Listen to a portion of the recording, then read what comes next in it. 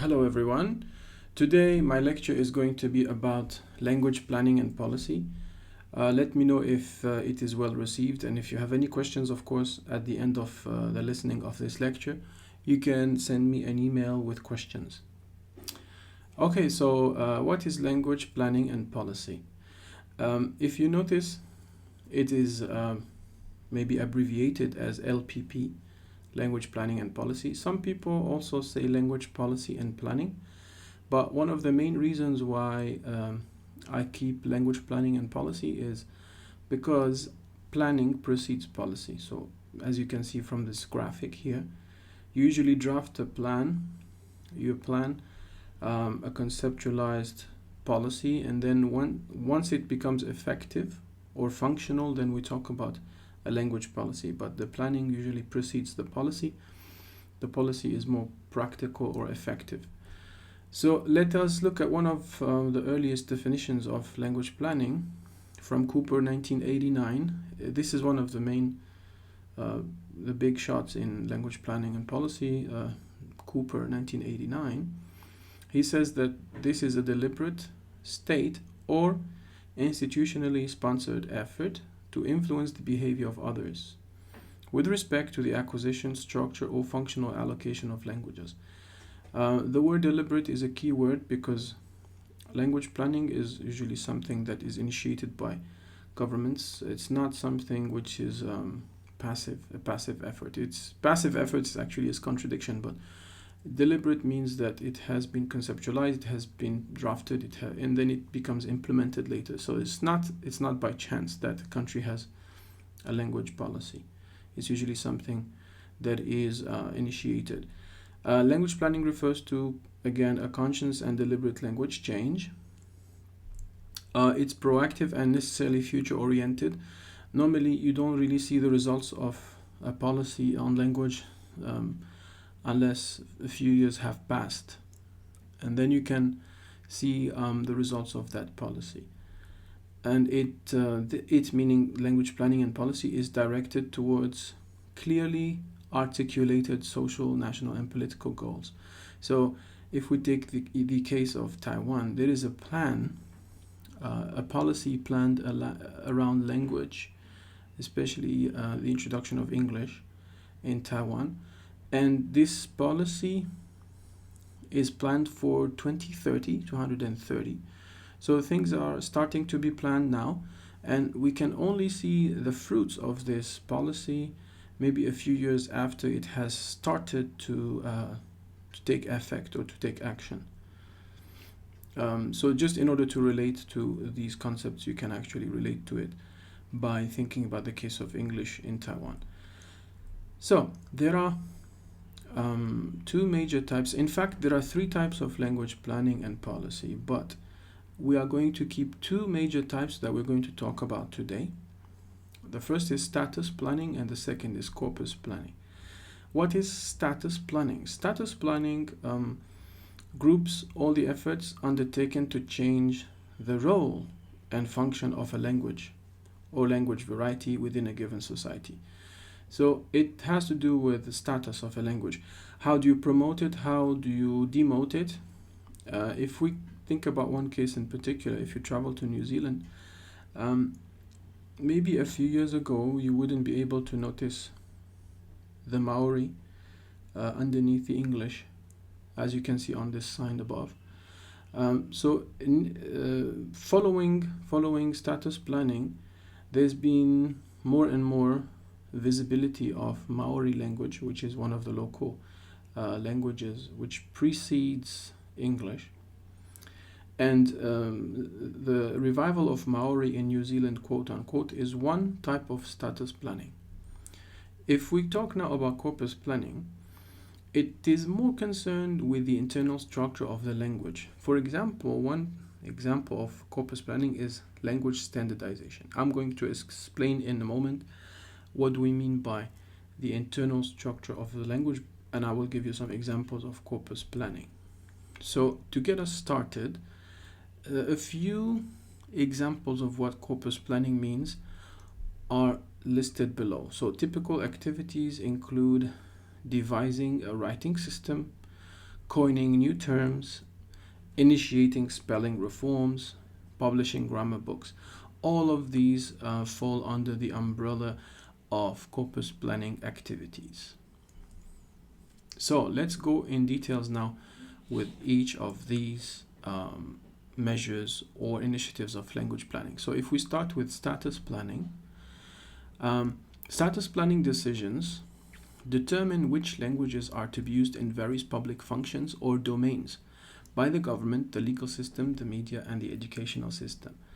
So if you look at the possible functions for each of the languages of a particular country, for instance, so if you talk about the case of Taiwan, we have different languages, right? We have the official languages and the non-official languages. But status planning means that in Taiwan, each of the following, for example, official, provincial, language of wider communication, international, etc., as you can see in the list, each of these domains or functions, the government or the state will determine a particular status for each language. So, for instance, the government will choose the status of what language to use for official interactions, what language to use in the government, in the legal system, in political and cultural purposes. So that is allocating a particular status to each language. So the government will also choose, for instance, which language are we going to use for international relations, for diplomatic relations? Maybe we'll need to choose English. So those are choices made as far as status planning is concerned. Corpus planning now is a bit different. It's any effort to modify the structure of the language and to develop its linguistic resources. And this is done in a manner consistent with the declared goals of the policy. So we have a few examples, and I'm going to choose 3 examples of corpus planning. We have, for instance, modernization, we have graphization, and we have lexicalization. So what is lexicalization? What is modernization? What is graphization? Simply put, if we take the example of modernization, it is how are we going to modernize the language as far as the vocabulary, enriching the vocabulary and making it more modern to obey the needs of modern purposes. For example, every time we have a new technology or we have a new invention, the language needs to be adapted and modified to fit the needs of modern technology. And if we make such modifications, we call this modernization, and it's part of corpus planning of the language.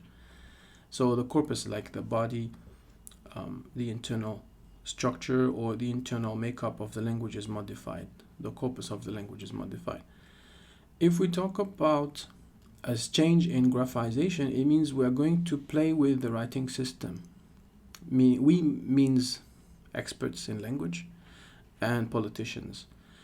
For instance, if we think about the case of Chinese speaking countries, Pinyin is one initiative of corpus planning that allows more people to have access to literacy and to use Chinese through maybe other means, for instance, Latinized system. So we have Hanyu Pinyin, we have Juin. These are 2 ways of graphizing or using graphic ways to express the language, and that is part of corpus planning. So that's a second example of corpus planning. A third example of corpus planning is lexicalization. And here it's a little bit similar to modernization, but still not exactly the same. Here we have to select an appropriate vocabulary, not just for technological purposes, but also to try to use something which fits the needs of the local culture, and to avoid borrowings, for instance. And this is often accompanied with a purist tendency. So there's, for instance, the replacement of foreign loan words with local words. And that's called lexicalization. So one example of corpus planning in a particular country, if we choose the example of France. France has something called l'Académie Française, the French Academy. And this is an academy or an institution that is responsible for corpus planning and for observing that the language remains pure, quote unquote. And they have a constitution, and if you look at the English translation of the French section, Article 24, it says that the primary function of the Academy will be to work with all possible care and diligence to give our language, meaning French, definite rules and to make it pure, eloquent, and capable of dealing with art and science. So the Academy here is a body or an institution that makes sure that the language has its formal rules, it has a standalone grammar, it also avoids borrowing from foreign countries or foreign languages, and basically people say that it's more of a purist institution. Let us talk a little bit now about status planning, and particularly two key terms in status planning: national and official languages. We often hear about the words national language or official language. And the distinction between national and official language is mostly made along either an affective or referential dimension. What does this mean? Well, to give you very, very easy distinction between national and official language, a national language is the language of a political, cultural, and social unit. And people use the term national mostly for purposes of national unity and for symbolism. And an official language, by contrast, is simply a language used for government business. So the term official is used primarily for utilitarian rather than symbolic purposes. So national is symbolic, official is utilitarian or practical, pragmatic. But one may ask the question, can one language be both national and official? The answer is yes. So if you look at the next slide, usually governments and politicians do not always recognize the distinction between national and official, but this is a distinction made by sociolinguists. However, there are some cases where languages are both national and official. So for instance, we have the example of Paraguay. The national languages are two, Guarani and Spanish, but Spanish is the only official language. Okay, so in terms of official languages, Guarani is not recognized as an official language. However, it is one of the national languages.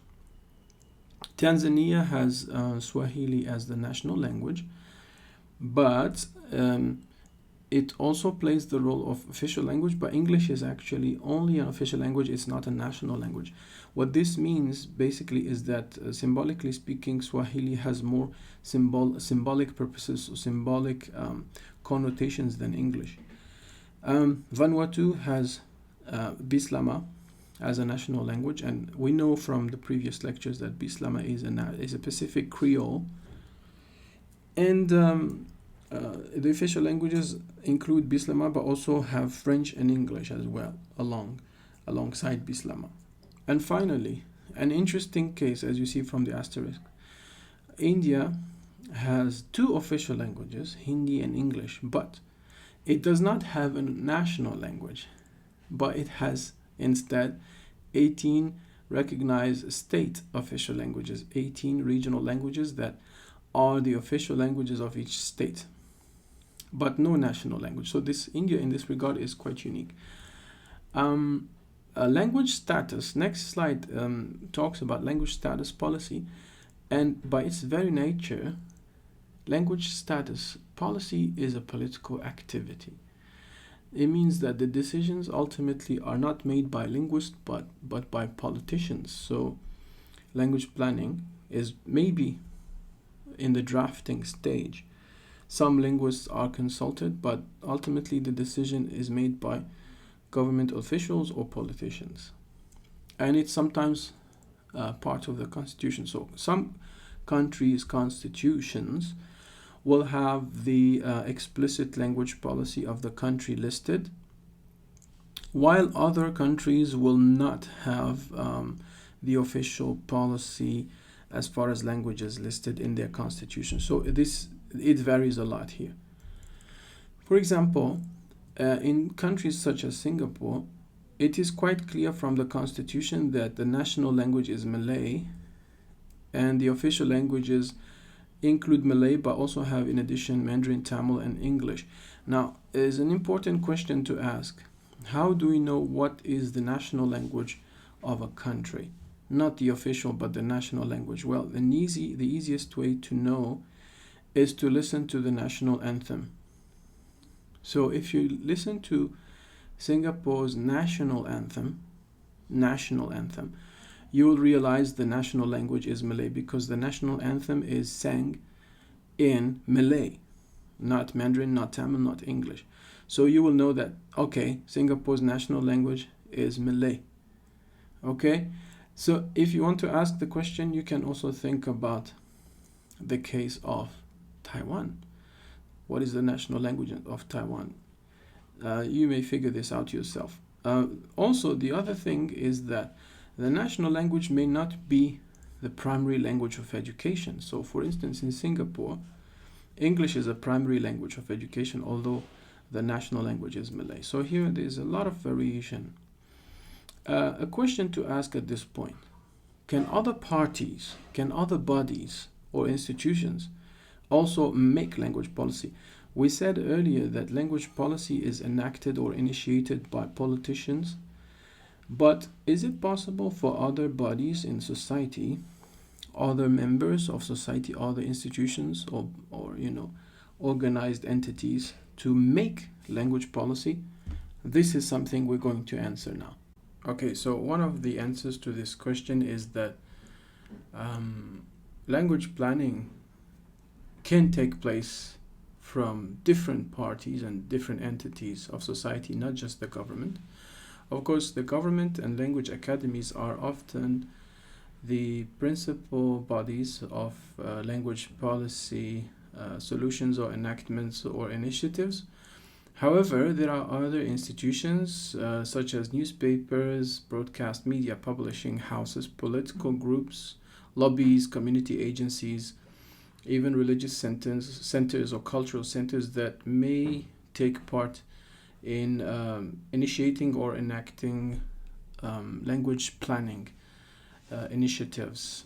And this is what we call language planning from below. So if you want to learn more about this takes planning from below, you can consult the reference by McConey et al. 2009. So usually it's considered that language planning takes place from above. It's a top-down initiative, meaning that institutions, political governments, states from the top will initiate and implement language policies, but there are also cases where the bottom-up initiatives will also be responsible for conducting or performing, so to speak, language planning. An important question to ask is, are there any environments where there is no such thing as language policy, or are there countries where there is no language policy and planning, or language planning and policy? Does it happen that there is no language policy in a particular context or environment? The answer is no. As Schiffman states, there is no such thing as no language policy. There is always a language policy, but the difference between an obvious and not obvious language policy is that one is called explicit. Remember earlier I talked about constitutions of different countries have one article where they will state explicitly the language policy of the country, saying, for instance, this country recognizes the following languages as the official languages of the country.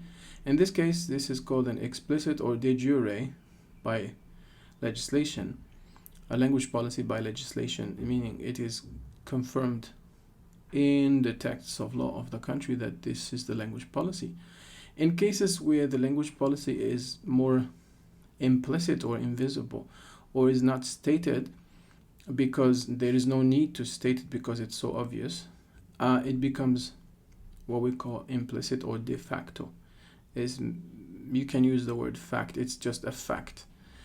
There is no need to explicitly state it. So that is called an implicit or de facto policy. For instance, the example of English in the US. There is a lot of there are a lot of initiatives, in fact, that are aiming recently to make English the explicit or de jure language policy of the country. There's a lot of pressure from different groups to make English the official language. As you can see from the following pictures, a lot of national popular movements are making or are driving towards the implementation of a language policy for the US as an explicit de jure policy. Okay, so you may want to take a few minutes here, since we are not really doing this face-to-face, but if you want, you can think about 5 minutes. Take 5 minutes to think about the following images. You can pause the video here and you can take a few minutes to brainstorm any thoughts that the following images evoke to you. Okay, so you may want to pause the video and just go through the different caricatures or images and see what they inspire you. Of course, all of them have to do with language policy and planning, or language planning and policy, and particularly in the context of the US. Now let me pause a bit with this image here, because it has implications and important conclusions or reflections we can make about language planning and policy.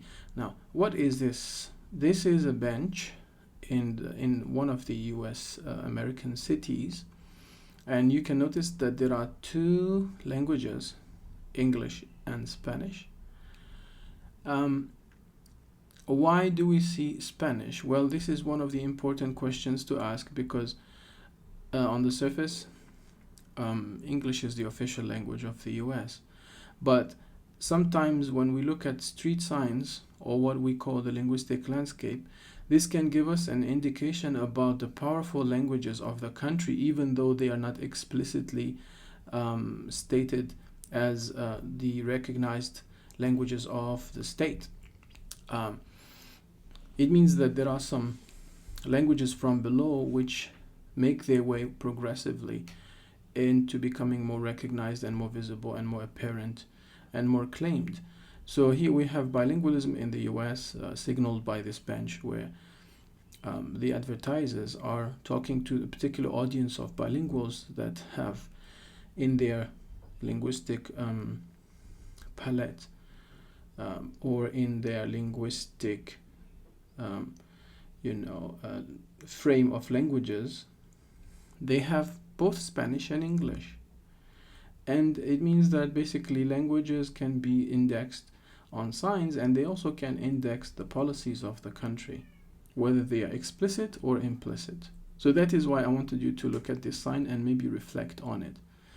And I'm sure you can also realize through the daily signs that you observe in your environment that those signs can also index something about either the frame, the outspelled, the explicit policy of our countries, or the more implicit policies. I want to make a few comments about official status and minority languages within countries. In many countries of the world, there is an ideology. You remember we have talked about ideology in the lecture on language and power. There is this one nation, one language ideology. The nation, what we call the nation state. Many countries also regard the development of one single national language as a way of symbolizing the unity of their country or of their nation.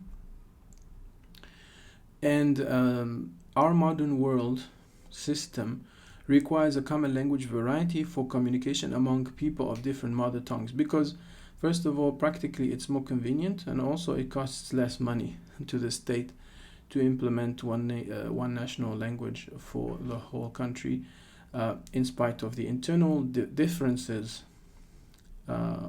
or heterogeneity inside that country. For instance, English has been chosen in many countries of the world as the official language because whether this country is a post-colonial country, or whether it's a country that has made the choice to choose English in view of the diverse mix-up of ethnicities and cultures in that language. This is the case that happens a lot in many countries of the world where English is the official language. And sometimes, as we've seen in language contact and new varieties of English, sometimes this choice results in sustaining inequalities, meaning choosing one language at the expense of other languages can result in sustaining inequalities. And if we look at education, this is kind of a small preview for our next lecture, because we will talk about sociolinguistics and education. Education is a major concern of the state or of the government.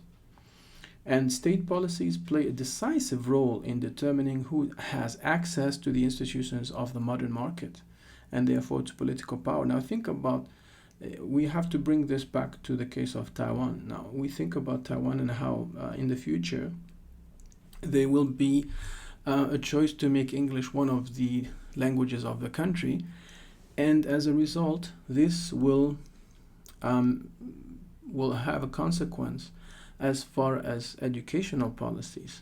Now we will this opens a door to the third type of language planning and policy, which is educational planning. So whenever a country makes a choice to include or to exclude certain languages, there are a lot of repercussions and a lot of consequences as far as education, as far as inequalities, allocation of knowledge, and either promoting or demoting minority languages. So that's very important, and I wanted you to keep that in mind. As a result, if you look at the bottom of this slide, language policy plays an important role in the structure of power and inequality in countries throughout the world. And this will probably remind you of some of the things we have talked about in our lecture about language and power and inequality, and code choice especially. For the next slide, I want you to think about these. This is optional homework. You don't have to do it, but if you want, you can send it to me. I want you to think about the following questions and send me your short answers by email for homework. I have about 7 questions, as you can see. The first is English a documented official language in the US? Yes or no? Whether you know or not, you can answer. Why? Why are some Americans feeling the urge to promote an English-only movement? Is it bound to succeed or fail? Why? Question 6, what are the risks and benefits of making English the official language of the US? And 7, which is the most important one for me, because I want to bring this issue to the local context, is the linguistic situation in the US comparable or different from the one in Taiwan? And if so, can you elaborate on that and tell us how different or similar it is? Okay, so now we're going to talk about a very interesting process of language planning, which is called standardization. This process, defined simply, is the creation and establishment of a uniform linguistic norm, and is one of several major concerns of language planning. But unfortunately, it works against diversity. So it means the more standardization, the less diversity. This process involves 4 interrelated steps, and they are the following: selection, elaboration, codification, and implementation. And we are going to talk about this now. Okay, now we are going to talk about these 4 processes of standardization, starting with the first, which is selection of a code. It is a very important process, and it is one of these codes will be one among the available varieties of the language, selected as representing the desired norms. And what does this mean? It means basically in this country, in any country that you can think of, language policy actors will determine, given a high range of codes, different varieties for instance, they will think about which one among these different varieties or codes will be the one we will choose that stands for our norms, our desired norms, our projected norms. In this respect, if we reflect or think a little bit, what we call standard English nowadays is not a natural code that imposed itself, but it is a result of a direct and deliberate intervention by decision makers. It means that many people gathered and thought about which code are we going to select, and we're going to name it standard English. So it is not something that became that initially is a natural code selection. That's something that has been, so to speak, deliberately engineered or maybe selected among a variety of different codes. And Leith in 1997 says to us that the selection of this code cannot be seen as merely a matter of communal choice, an innocent attempt on the part of society as a whole to choose a variety that can be used for official purposes and the lingua franca. It involves, from the first, a cultivation by an elite of a variety that can be regarded as exclusive. So it means that this is not something that is the choice of the whole community, but the code is usually, if you remember that pyramid that we talked about when we talked about regional varieties and social varieties, it is usually the elite that chooses the code that fits their own needs, and that applies to the rest of the population. So a code that is selected by a specific context to apply for the rest of the population is not something which is a popular choice, so to speak. You remember we said that language policy initiatives are usually in the hands of a few. The second step in this process of standardization we are going to talk about is called elaboration, but is also known as modernization. And when we earlier mentioned the policy, language planning and policy, as one of the steps or one of the types of language planning and policy called corpus planning, this is one of the important aspects of standardization. If we think about it, what we're going to do is, from the variety selected, we're going to choose one that represents the desired norms, and it must be able to discharge a whole range of functions, not just one, including abstract intellectual functions. Where it lacks resources to do so, these are developed later. Example, if we have a word that has a narrow range of functions, what people will do in this process of elaboration, then they will make it more rich. They will add new technical terms in order to give a larger array of functions for different terms. So, meaning we are going to elaborate or modernize the vocabulary of a language in this process of standardization. For instance, if we choose an example, if we travel to Niger, a country, not Nigeria, Niger, in Hausa, this is one of the languages of Niger or Niger, there are 3 strategies of lexical modernization which were used in this language called Hausa. One step was to borrow from different languages, specifically from Arabic or English, in order to elaborate another layer of functions and also meanings. And another step was the extension of meaning of a native term, for instance, flying vessel for aircraft. Maybe there are certain terms that don't fit, or maybe they are used with more ancient uses, so they will extend their meaning to apply for other technological applications which are more modern. And a third process or a step in this whole process of elaboration or modernization is the creation of new terms, what we call neologisms. Just the invention of words, new terms. Now, third process in standardization initiatives is what we call codification. Here, the norms and rules of grammar usage are going to be formulated explicitly and definitively and inscribed or engraved is not really the right term, but saved in grammar books, dictionaries, manuals of styles. All of that is going to be codified, is going to be saved, and it will be a really milestone in the process of standardization. Finally, what we have in the final step or in the final chain of this process of standardization is what we call implementation. It's the very last process of language planning initiatives. In fact, concretely speaking, is to make this change, this planning, accepted by the community, and to make sure that everything becomes enforced, applied through the promotion of different initiatives, state-sponsored initiatives.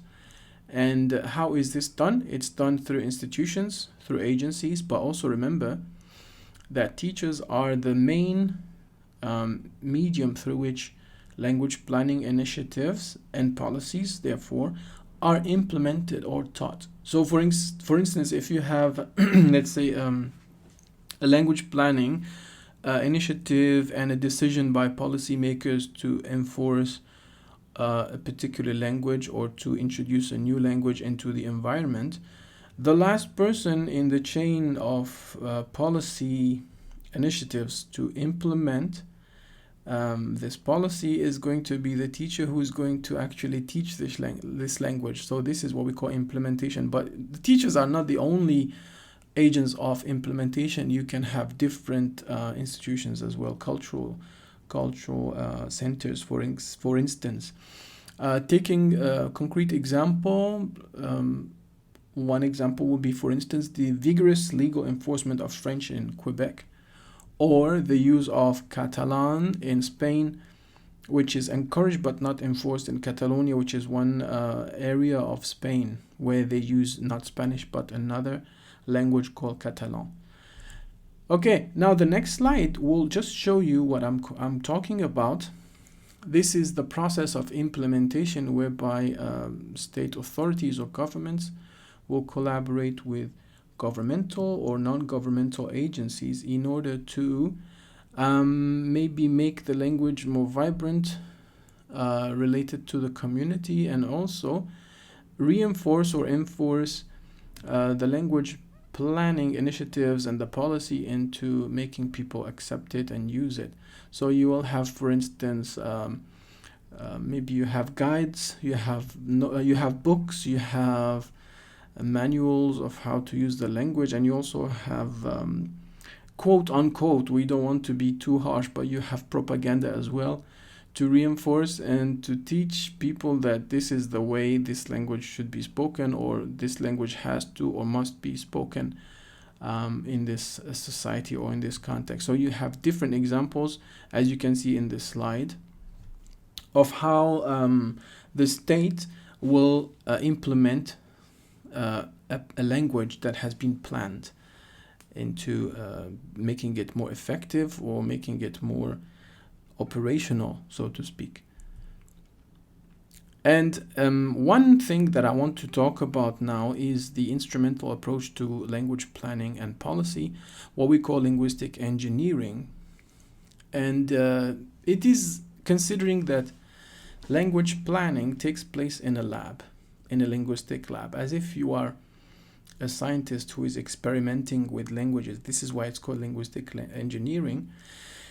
And in this respect, languages are viewed as tools or resources, like, for instance, coal or gas. These tools are considered to be imperfect in their natural state. So the scientist or the linguist or the politician has to adjust these tools or play with them in order to make them functional in society. And in this perspective of language planning and policy, the important central aim is the methodological improvement of the linguistic system based on a language ideal, which is characterized not only by linguistic efficiency and communicative adequacy, but we also have to add to that uniformity and beauty. The possible symbolic value of a language or language variety as an expression of group solidarity and identity are ignored.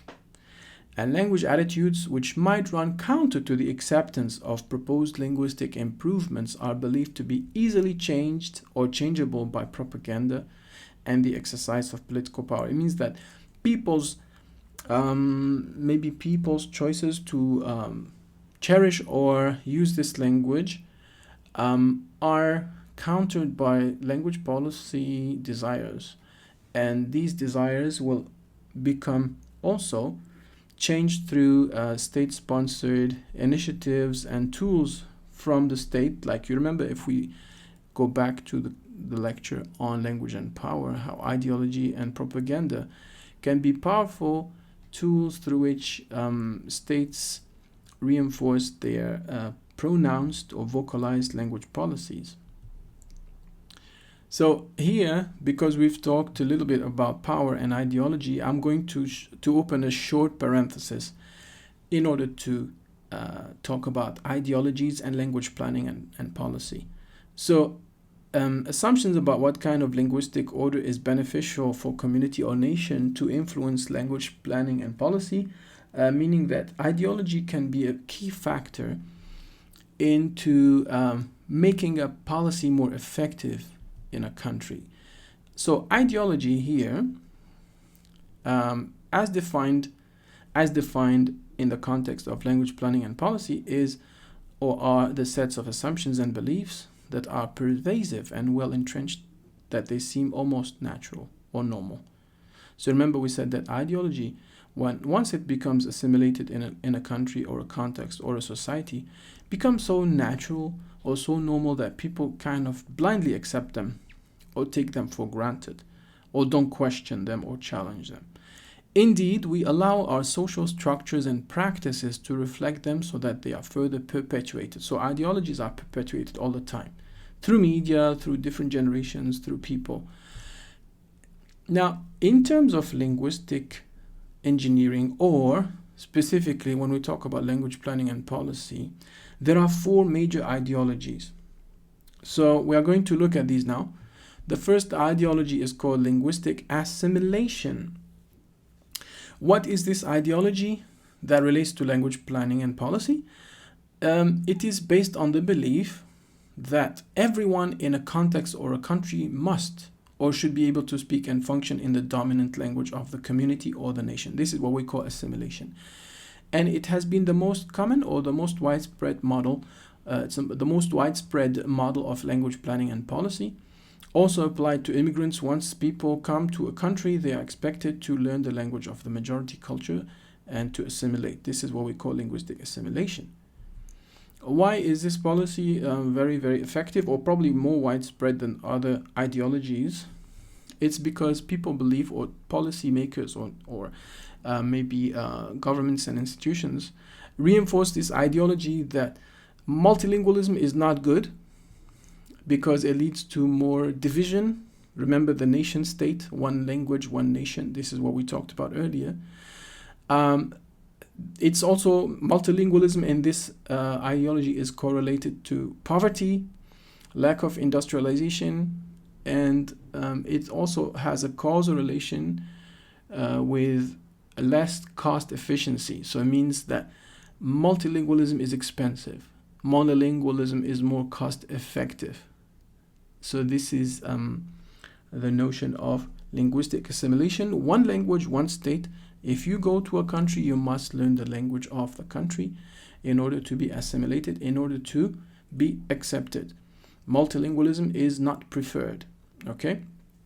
Now, I'm not going to cite any language, any countries in particular, but you can think about examples in your mind which can help you maybe practically implement or maybe think of how this linguistic assimilation is illustrated in real life environments. The next ideology, language planning ideology, is actually the opposite of language assimilation, is linguistic pluralism. This ideology stresses the importance of multilingualism and the multilingual reality of different societies. Every society almost in the world has at least either bilingualism or multilingualism. And this ideology involves the coexistence of different language groups and their right to maintain and cultivate their languages on an equitable basis. Therefore, cultural pluralism and multilingualism are seen as positive things and as resources upon which language planning and policy must build, and not just as obstacles. So here, multilingualism is not perceived as an impediment to development, but as a way to achieve national unity and socioeconomic advancement. That is why I said that it is the opposite of the previous policy called linguistic assimilation. Pluralism or multilingualism has been identified as a central issue in the global economy, with increasing attention given to multi-skilling, consumerism, negotiation, and communication. So basically, linguistic pluralism considers language diversity as an asset, not as an impediment. Third policy, not a third policy, sorry, but rather a third language planning ideology or belief is vernacularization. As the name indicates, it involves the selection of a vernacular or indigenous language, a local language, not necessarily a language that is a national or official language, but a vernacular that doesn't have a high status, but the status becomes promoted. So the vernacular used by society at large, which hasn't been recognized as an official language, now becomes promoted to the status of an official language and is celebrated in the language policy of the country. So we have the example of Papua New Guinea, where there are two pidgin-based indigenous languages that used to be vernaculars or creoles and became official alongside English. So this is a case of vernacularization. Okay, the last language planning ideology is internationalization. As the name indicates, it refers to the selection of a non-local, non-indigenous language or a language of wider communication, LWC, as an official language. It means it's a language external to the country. It's a language alien to the country, but it is chosen for purposes of business, trade, internationalization. And often this language that is selected to be part of the language policy of the country is ethnically neutral. And just as with the ideology of linguistic assimilation, remember the first one, internationalization is based on the paradigm of modernization, meaning that we choose this in order to modernize the country through westernization. And it goes hand in hand with strategies of linguistic assimilation. It means everybody has to assimilate in order to be accepted, or in order to be properly functional in this society. This language has to be part of the linguistic repertoire of people. The adoption of a non-indigenous, meaning a language which is not part of the languages of the country, non-indigenous, that's what it means, or languages of wider communication, English, Spanish, etc., Chinese, typically but not always the language of a former colonial power, has characterized language planning and policy in many post-colonial countries, especially those that have chosen English as one of the languages of their state. So what I want to ask you now, having considered these four different language ideologies, namely 1, assimilation, 2, pluralism, 3, vernacularization, and 4, internationalization, which one, in your opinion, which one of these four ideologies is starting to become more pervasive or visible or prevalent in Taiwan? Well, you can think about it, but I'll give you a visual cue with the following image. Alright guys, so in this last portion of today's lecture, we're going to examine two language policy situations which are quite unique, and they are more like textbook examples of different what language planning and policy can create as far as diversity of interesting cases. So the first situation is the case of Norway, and of course both situations of Norway and South Africa, these are the two cases we are going to talk about for the last portion. Norway and South Africa are also mentioned in the sections of the book that I will invite you to read as additional readings, rather as a recommended reading for today's lecture. So first, Norway. What is interesting about Norway is that when Norway became independent after 4 centuries of rule by or occupation by Denmark, in 1814, there was an interesting linguistic scenario created because of that. So in 1814, Norway became independent, and this created a situation of diglossia because Danish was very present because of the former occupier, and Danish was the identifiable H language. And along Danish, there was a range of different Norwegian dialects, and all of these were part of what we call the L varieties. But there was no clear identifiable standard Norwegian language. So, although standard Danish was not a favorite, it was probably the option that imposed itself as the standard for Norway to adopt. However, there was not really an ideal situation because standard Danish was not really used for informal interaction, meaning for common people, among general people, the common folk, for informal interactions. And also there were problems of attitudes. Remember that Danish is the language of the former colonizers, so many people had some negative attitudes towards it. And in addition to that, none of the dialects were codified and they did not qualify, meaning that most of the dialects based on Norwegian dialects, they were not used for writing, or they were not books or grammar guidelines that codified these different dialects. So they were mostly oral dialects, spoken dialects. So this situation created two different perspectives or different approaches in developing a standard national Norwegian code. The first was based on what they called the language of the state, riksmål, and this language of the state identifiably was based on Danish. Danish imposed itself as the language of the state, what they call bokmål or Danish. And the second scenario, or maybe possibility, was to opt for not the language of the state, but rather the language of the country, meaning for all Norwegians to unite. And this was in Norwegian is landsmål, I think.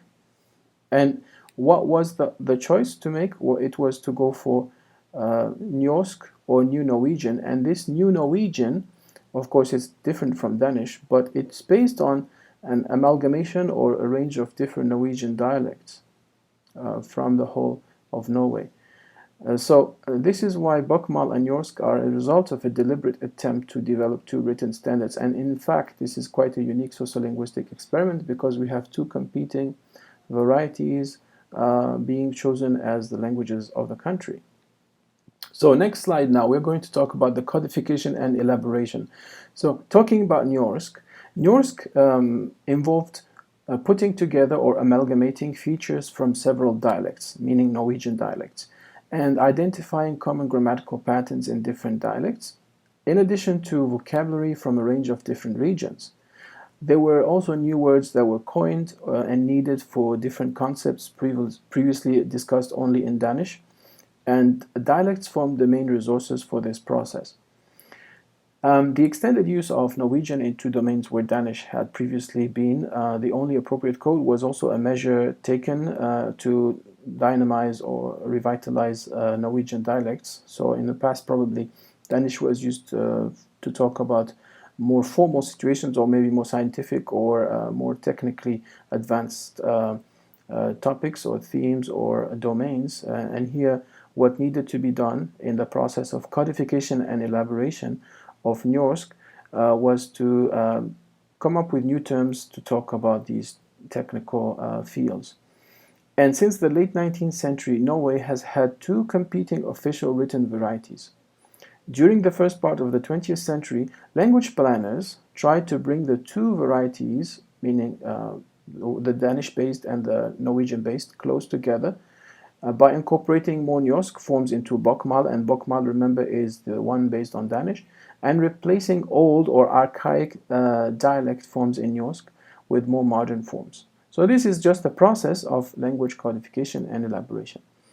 Um, how, as far as talking about implementation, how did it take place? How did it physically work?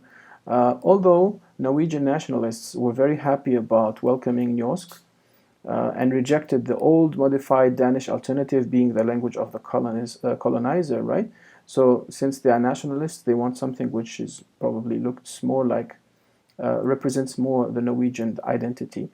Um, However, many from the influential educated elite or urban population, remember the top of the pyramid, the minority which constitutes the top of the pyramid, those people were not very happy about adopting Norwegian dialects as the language of the country, and they regarded a standard based on rural dialects as rustic, uncivilized, right?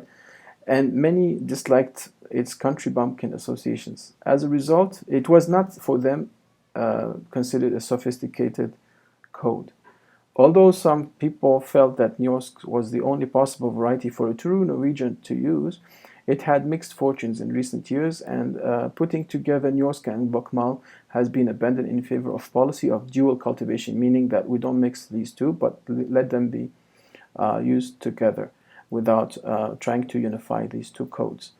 Bokmal has urban and sophisticated connotations. It also continues to displace Njosk forms rather than vice versa. Hence, it is clear that Bokmal rather than Njosk has been winning out. So it means that Bokmal, the standard code based on Danish, has been having the upper hand.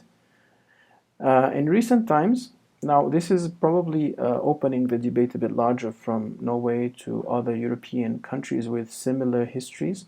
In recent times, the maintenance and support of minority languages and the implementation of pluralistic policies, remember the ideologies, pluralism and multilingualism, have gained prominence, especially in Europe. So this is something to take note of, to remember, or at least to get an idea about what is going on as far as language policy in European countries. Now we jump to the second situation, which is very interesting. It's the situation of South Africa. In South Africa, there are more than 20 languages. And I don't mean official languages, but more than 20 languages in the country. And there is no single dominant language. However, there are only two official languages in the apartheid era. In the past, there was English and Afrikaans. And Afrikaans is Dutch-based Creole.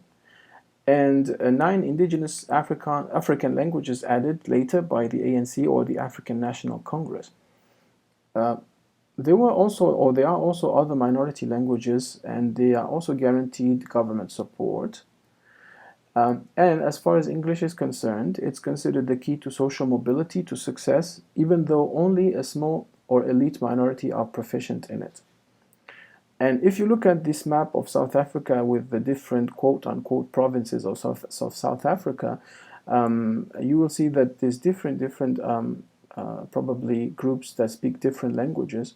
And this created an amazing situation where you have, let me tell you, 11 official languages. So we have English, Tswana, Afrikaans, Swazi, Ndebele, Venda, Tosa, Tsonga, Zulu, Southern Soto, Northern Soto, and I'm sorry for the pronunciation, but you can see this is a very, very high number of official languages in one single country. And of course, I invite you to read more about language policy in South Africa.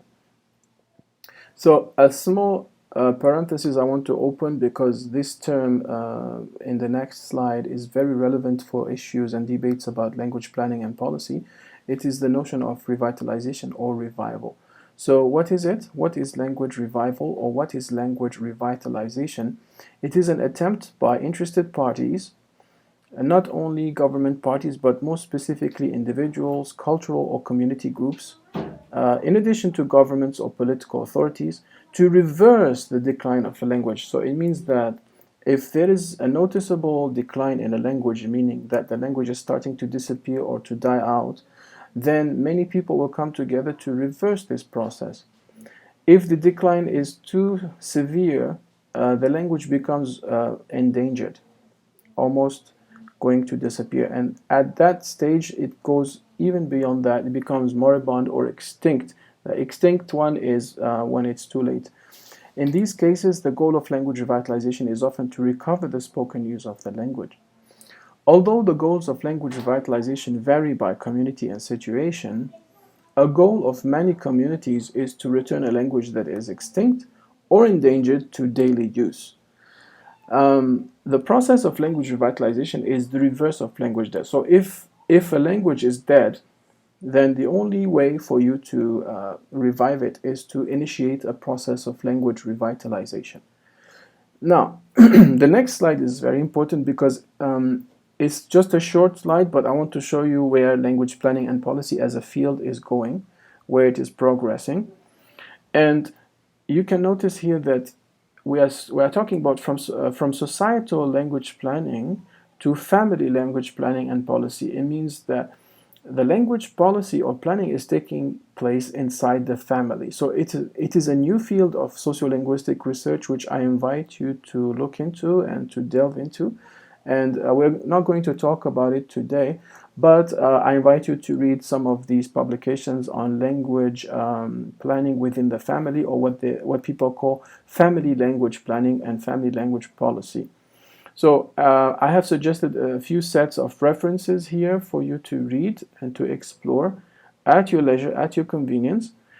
And in addition to that, for the last slide, I'm giving you the suggestion of reading chapter 5 of our book, Janet Holmes' book, chapter 5, pages 100 to 128. This should be helpful to understand the material covered today in the lecture. And I have posted two additional readings, which focus specifically on language planning and policy in Singapore. They're a bit more focused readings, so if you want to know more about the language planning and policy situation of Singapore, I invite you to read these, but they are optional readings, of course. And please let me know if you have any questions following this lecture, and I will see you next time.